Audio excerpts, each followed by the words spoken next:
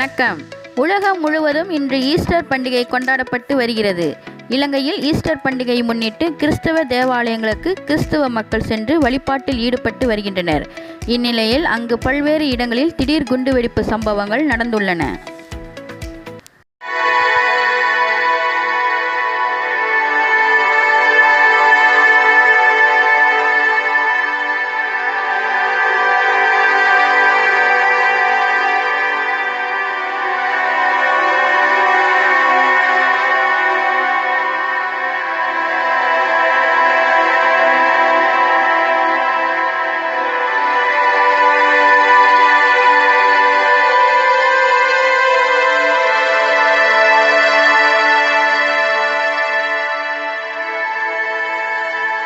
இலங்கையில் 3 தேவாலயங்கள் மற்றும் 3 நட்சத்திர ஹோட்டல்களில் குறிவைத்து நடத்தப்பட்ட பயங்கர குண்டுவெடிப்பு தாக்குதலில் 130 பேர் பலியாகியுள்ளனர் என்றும் 250 பேர் காயமடைந்துள்ளதாக தகவல்கள் வெளியாகியுள்ளன.